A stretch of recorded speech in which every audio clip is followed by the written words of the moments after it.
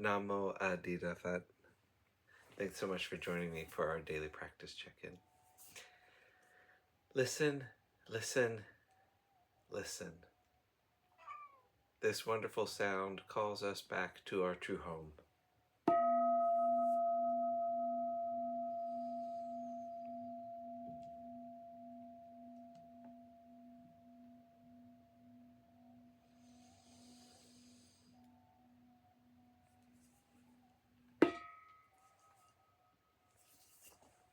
The second mindfulness training, aware of the suffering caused by exploitation, social injustice, stealing, and oppression.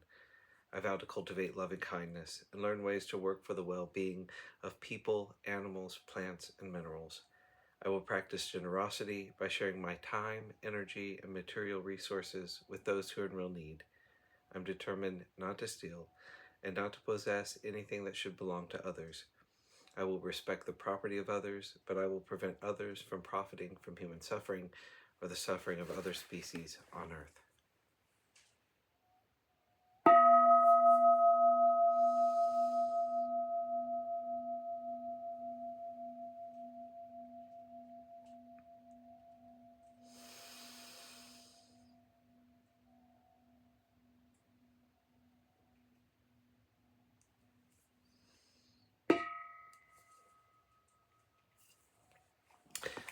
For our Dharma lessons, we've been reading Abundant, Exalted, Immeasurable by Ajahn Pasanno. We're continuing in Chapter 8, Questions and Answers. Question: what is the definition of wholesome?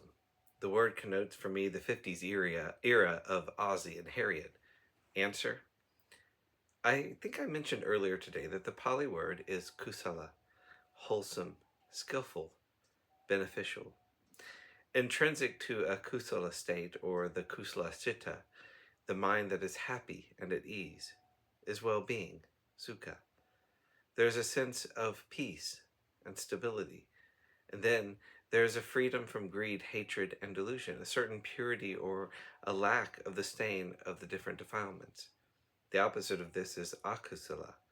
With akusala, there is a sense of dukkha, dissatisfaction, suffering, disease, dis-ease in some way.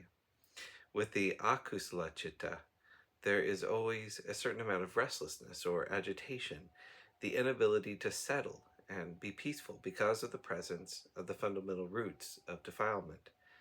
Greed, hatred, and delusion are its different manifestations. It's a helpful perspective to see that these are intrinsic to such states.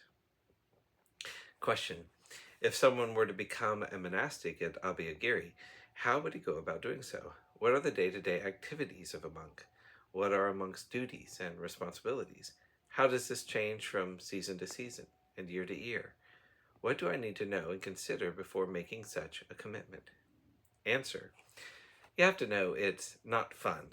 Generally, what would happen would be somebody would come to the monastery interested in practicing, training, and becoming a monastic. He would stay a few months. He comes for an initial stay of a week. He comes back again and asks to stay longer.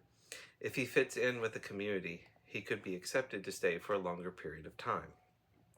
He would be in the monastery for 3 or 4 months, and then request the anagarika training, like Lewis here, who is in white. He formally takes the 8 precepts and makes a commitment for a year. He can leave at any time, but we encourage people to make that commitment. After someone who has been there a few months, it's not that difficult to say, yes, I'd like to stay for a year. But we don't have people sign contracts or anything. Then, as it's coming close to a year, assuming he wants to go further with training, he would request to take novice ordination, which is the 10 precepts and brown robes. Samanera Kachana is a novice. It's the 10 precepts, which are a little bit different. One does not handle money. That changes one's life. When someone goes into brown, we try to distance him from the kitchen more, and also no driving. Of course, Samanera Kachana couldn't drive anyway for different reasons. Lewis doesn't drive either, but again, for different reasons. Similarly, in about a year, if somebody wants to go forward, then he could take the full monk's ordination and make a commitment to stay 5 years with the teacher. The decisions are community-based, so he could be an anagarika or a novice longer but it's approximately a year for each stage. This doesn't mean he would stay all that time at the monastery, because usually we'll send monks to study somewhere else for at least 1 year during that time. Like Tan Sapajanyo, he is finishing his 3rd year here, and at the end of this rain's retreat period, he'll go to study in Thailand for a year. As for the day-to-day activities, as a general rule, we begin at 5 o'clock in the morning with chanting and meditation. Then there's a short period of chores, and then at 7 o'clock a light breakfast, coffee, and tea. At 7:30 there's a community meeting during which we divide up the work for the day. We tend to keep the work period to just the morning.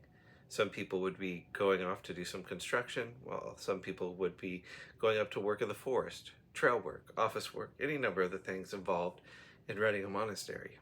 Everyone comes back together at 11 o'clock for the main meal. We have our meal together, clean up, and then people can go back to their dwelling places, which are individual huts scattered throughout the forest. People practice on their own in the afternoon. Some may come down for tea at 5:30, some will stay up in the forest. Then we have the evening meeting at 7:30. Right now in the summertime, we're having our morning and evening meetings on the meditation platform in the forest. It doesn't have a roof, so once it starts to get too cold or wet, then we have meetings down below, where we have a small meeting hall. Different monks will have different duties and responsibilities. The whole monastery is run by the resident community, so you have to take responsibility for looking after things, the day-to-day maintenance, cleaning, building new things. You learn some skills as well as learn how to sew your robes. Samanera Kachana is getting ready for his monk's ordination, so he is deeply immersed in sewing his robes. His ordination is October 26, and his parents were here on the retreat. Unfortunately, his father was ill and had to leave. He recently had an operation and it wasn't working, so they had to leave. They were disappointed. They were the ones who introduced Samanera Kachana to Buddhism. Anybody can come to the monastery.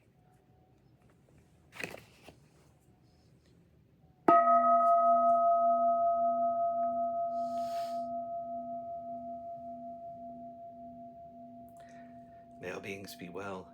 May all beings be happy. May all beings be at ease. Namo Adida Phat. Thanks so much for joining me today.